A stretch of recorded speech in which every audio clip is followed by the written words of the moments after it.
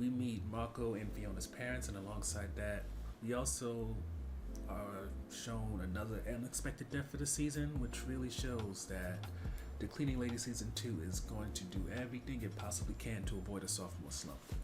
So, first topic is bad timing, and it pretty much once Jacinto and Alma, Fiona and Marco's parents, come down, they are doting on Fiona's kids, doting on Tony's kids, and Jacinto, he is all ready to blame Tony for everything. He blames her for his son's death. He blames her because she didn't come back to Manila. All this stuff that only gets worse when Detective Lana Flores comes to the house and she reveals that Tony put up APB on Marco, and with that, he's just trying to understand why was she so against his son being a good father. And as he tries to go back and forth with Tony, Fiona tries to jump in and kind of smack off the rose-colored glasses that Jacinto has when it comes to his son, but that doesn't work. It just riles him up more to the point of him talking about taking Luca back to Manila, and being that Chris is still trying to handle the fact that he killed his uncle, yet at the same time his uncle is continually shown to be a bit of a bastard, he kind of blows up, but in a way that only those who are in the know actually understand, and otherwise people like Jacinto, Alma, and of course Jazz are just kind of confused about why is he so upset. With Hayek and Armand no longer on speaking terms, or at least positive speaking terms, there's still that $1.6 million hole that he is in, and being that Nadia has a life outside of him, she decides to go to a man named Robert who apparently is very rich, and he may have a past when it comes to Nadia. It isn't clear if they used to date or if it was an unrequited affection type of thing, but he pretty much he is willing to give Nadia the money, but in exchange he wants a piece of the gun business. Now, how does this man know about the gun business? No idea. But it's a good deal to Nadia, so she prepares things so that she could have Tony, instead of herself because Garrett's on her like a hawk, make the exchange so that Armand can get out of jail. Now, Garrett's focus isn't just on Nadia, it's also on Maya, the woman who pretty much he blew up his life with. And while she does greet him at her door, it's not one of those quick reconciliation type of things where they're hugging, kissing, and making up for lost time. She feels abandoned by him, especially since he pushed her toward Cortez, the guy that he was trying to take down, and then as soon as she got so close that she can't really get out, he gets suspended, he's gone, cut off contact, and then she's kind of stuck in this situation where she's so close to him that now it seems that she might be dating him or else intimate with him in a way that there is no escape, and just being around Garrett is dangerous for her. So with that in mind, Garrett is kind of feeling guilty, but at the same time you can tell he might be willing to start repeating the same mistakes that he did last time that got her in this much trouble. But just to end things on a positive note, while Tony is going to have to deal with the struggle of getting the money from Robert to get to the judge, while Garrett is struggling with his, I guess you can call her an ex, even if she was a mistress, at least Alma and Fiona, despite their issues, they're able to reconcile properly. Alma recognizes that Marco was spoiled beyond measure, and she reveals this because she saw Fiona as strong enough to be able to do things on her own, to be independent, not need the doting that Marco needed. But as any child will tell you, just because they're strong, independent, and seem capable doesn't mean that they want to be ignored.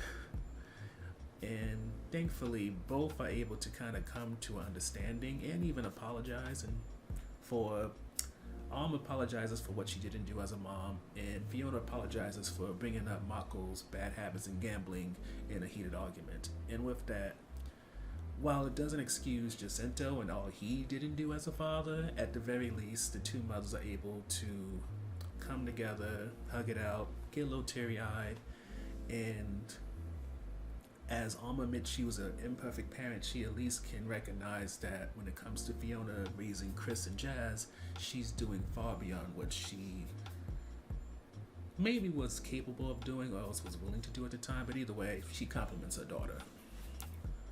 When it comes to Tony and Nadia, their relationship is still very much not friendly, and because of that, Nadia couldn't give a damn that Tony is burying her husband, her situation with Jacinto wanting to take Luca and all that.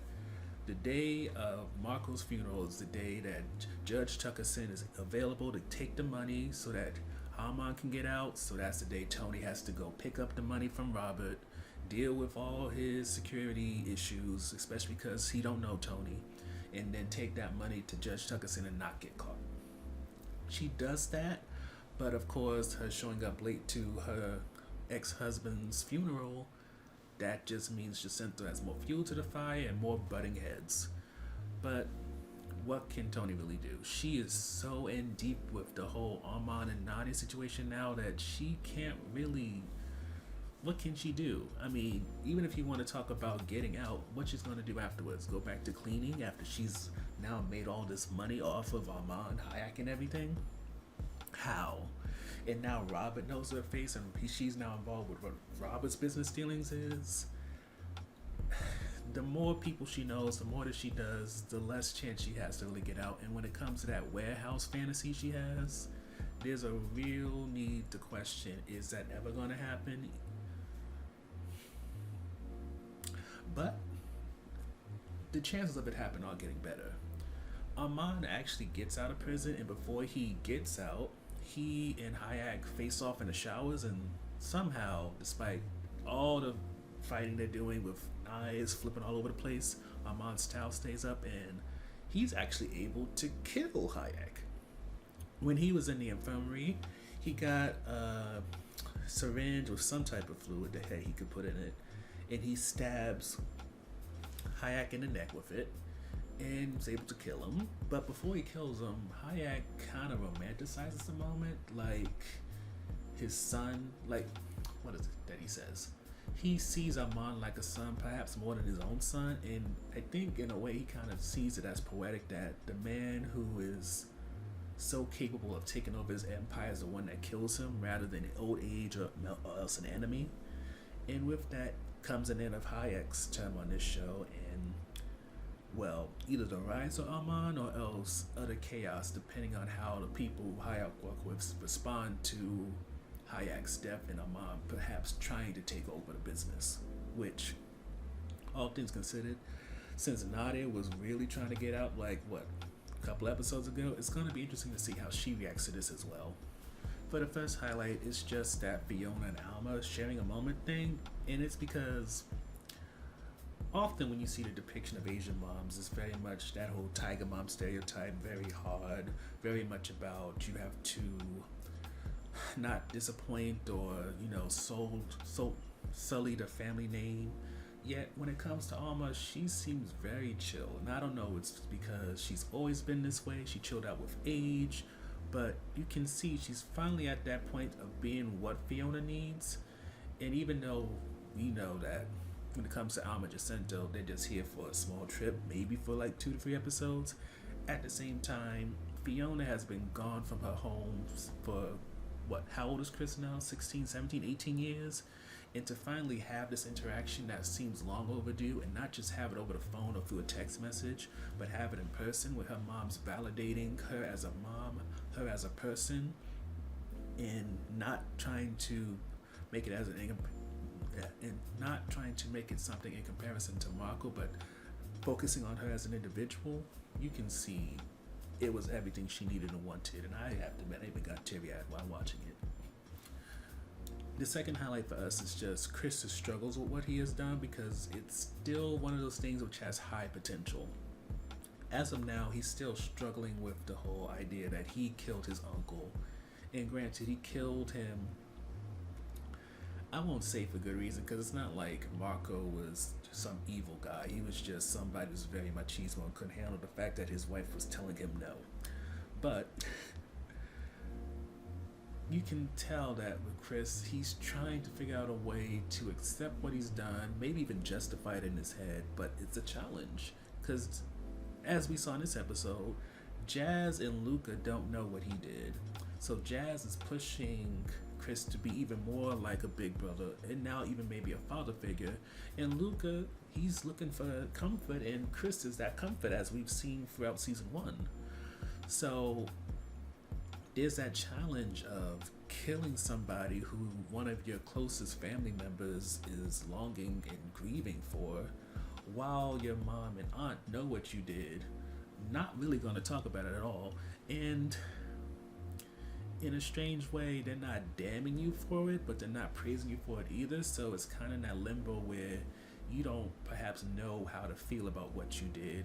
And again, there's the question of what in the long term is going to happen with him dealing with this. Because right now, Chris' storyline completely deals with his reaction, and we're not sure what's going to be the next chapter of his life. Whether it's going to be him possibly doing drugs and kind of trying to drown out these feelings and thoughts and memories, or is he going to embrace what he did and perhaps take it to the next level, especially as Tony's blackmailer comes into play in the next episode. The third highlight is Nadia's past, and pretty much the main part of this highlight is just knowing that there are people in her life outside Armand.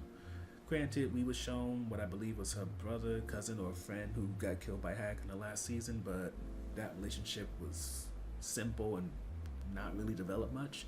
But when it comes to Robert, something is there. Otherwise, why in the world would a man, even if he got access to Hayek's gun business, allow a woman to get $1.6 million when he has no chance with her? Especially with the way Robert talks, and is very flirty and seems like he likes having control and being able to buy people and things. You can tell there's something more to Nadia's story than that we've been told thus far, and I can only hope that now with Armand out of prison, it doesn't mean her storyline getting shut down so that she can just be the dutiful wife again. Which leads to the last highlight, which is just a question of what's going to be next for the show with Hayek dead. Marco's death was something that helped trigger Chris's storyline, but when it comes to Hayek's death, that blows up a lot of things here. First and foremost, it now leads you to wonder if there's going to be kind of like a power vacuum, because Hayek's business is international. He was working with Armenian arms dealers. He had stuff going on in Mexico, I believe. So it's not like he has a small local United States importing stuff from Mexico and that's it kind of business. Then when you start factoring in that Cortez has been named and we aren't really sure what he does, there's always the possibility that he might have been part of Hayek's organization, or maybe even a competitor, and he might be someone who might try to challenge Armand. Then when you factor in Robert and whatever he deals with and him get into the arms business, there's a question of whether he just wanted to make sure he gets his money back for the loan, or if he's going to be a permanent partner and what he's going to try to do to influence Armand's business, possibly take over what is now Armand's business, never mind his relationship with Nadia and what he may try to do with her, and possibly test that marriage just to see if it's as strong as she makes it seem. And with all that going on, it's going to be real interesting to see what happens with Armand now that he basically killed the king. And, well, when you consider it, yes, Hayek probably had enemies, but we can't discount all of his allies. So there's going to also come the question of how safe is Armand's neck now that he might be out, but now he can face all different types of gangs and weapons that will be coming for him. Never mind possibly coming for Nadia, and lest we forget, Tony and her family is always targets because they're easier to access. So for the first on the fence topic, it's just Garrett and Maya, and that's just because I think Garrett, for me, throughout this whole series, is just going to be a character I just don't really I'm not fond of. And again, it's not something that's personal at the actor, and I don't even know if it's the writers. It's just something about him doesn't click. It's almost like he's someone that should be a bit character that gets way too much screen time, and you can see there's some attempts to always try to make him something more interesting, make him something better, but it doesn't work. And adding Maya into the mix doesn't help. I mean, granted, I'm one of those people who always want to say I want some more background, I want character development, flashbacks, yada yada yada, but who cares about who this man cheated on his wife with? And granted, the Cortez thing, as noted, could be interesting when it comes to Cortez clashing with Armand, but Maya is just some girl who got used to get into Cortez's organization and now is possibly in bed with Cortez in a way that may not just be in bed with him in terms of being in his organization, but in his actual bed. So she's someone that is easily disposable in a way that if this show wants to keep continuing to kill off characters, she's probably up next. Maybe not early on, but potentially in the finale or else for the season premiere if this gets a third season. The next on the fence is Jacinto, and he's on the fence, but he fits the word on the fence when it comes to us use of it. In many ways, we kind of see him as a highlight because he helps you understand why Marco's the way he is, and he also helps you get a sense of Filipino culture in terms of the patriarchal side of it. He is someone who has nothing but ego, and he refuses to accept that his son was a trash human being and that he's the reason why. Never mind, he'd rather blame Tony, if not Fiona, and surely he would throw Alma under the bus if he could, because at this point, deflection is his active defense. And I think just as much as Alma's at that point in her life where she's trying to reconcile and, I don't want to say get right with God, but at least get right with people that she loves and cares about, I think Jacinto's at that part of his life where he wants people to do that with him, that they wronged him and they should be trying to do that because he's an elder, because he is the, he's the patriarch of the family. So the fact that Fiona is not trying to kiss at his feet, is not trying to apologize for abandoning him, the fact that Tony took away his grandson and won't let him come back to Manila, the fact that Tony is part of the reason that he no longer has a son, he can accept that a lot of the problems in his life are of his own doing. And I think that is part of his struggle, and I would even add in there when it comes to Jacinto's issues, because what I found out recently, the Philippines are one of the few places you can't get a divorce. A part of me even wonders if maybe all of these issues also stem from the fact that Tony effectively left her husband, probably was in the mindset of getting a divorce, and just making that opportunity seem real, I think kind of makes Jacinto fear that Alma could possibly get ideas and leave him just as much as Tony has left Marco. And granted, Alma, who knows what money she may have or ability to leave Jacinto she has, but considering the life that Fiona has, where she has a house, is able to raise 2 kids, and isn't necessarily living on a high horse but has a life, that probably scares Jacinto in a way, because it kind of breaks down his role. And through Marco being abandoned, it kind of shows that he is not, I don't want to say all powerful, but he doesn't have the kind of old school breadwinner, you need me type of situation going on anymore. He's vulnerable now. He's old, and that's scary in a way that I don't think he ever anticipated actually being in terms of the situation.